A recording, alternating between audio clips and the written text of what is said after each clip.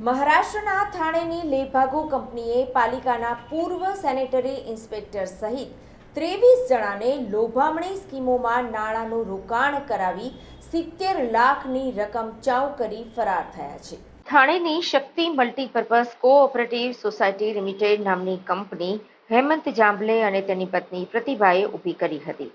આ લેભાગો કંપનીમાં દેશભરમાંથી 6 થી 7 હજાર લોકોએ 30 થી 35 કરોડનું રોકાણ કરી હોવાની વાત સામે આવી રહી છે.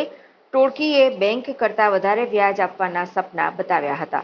સાથે સાથે રોકાણકારોને સોના ચાંદીના દાગીના તેમજ અલગ અલગ દેશમાં ટૂરના મોંઘા પેકેજની પણ ઓફર આપી હતી, જેમાં સુરતમાંથી 3000 લોકોએ કરોડોની રકમ રોકાણ કરી હતી. ખાસ કરીને આ કંપનીએ 1 વર્ષથી લઈ 6 વર્ષ સુધીમાં અલગ અલગ રિફંડેબલ પ્લાનોમાં રોકાણ કરાવી 1.5% થી 14.5% સુધીનું વ્યાજ આપવાની સાથે એજન્ટને 0.25% થી 10% સુધી કમિશન આપવાના સપના બતાવ્યા હતા.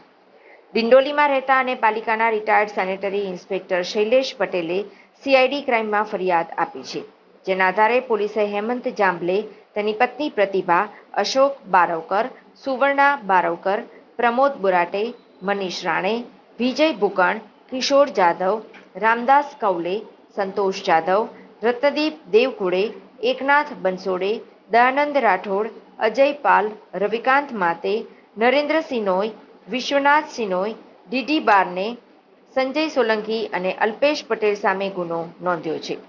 જ્યારે આ ગુનામાં સીઆઈડી ક્રાઇમે પંકજ પટેલ, કલ્પેશ પટેલ, રાજેન્દ્ર ચૌહાણ, સુકેતુ દેસાઈ, રીતેશ આહિર અને સુનિલ પટેલ સહિત 7ની ધરપકડ કરી છે.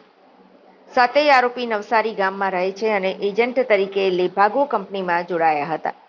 હજુ છેતરપિંડીનો આંક વધવાની શક્યતા છે.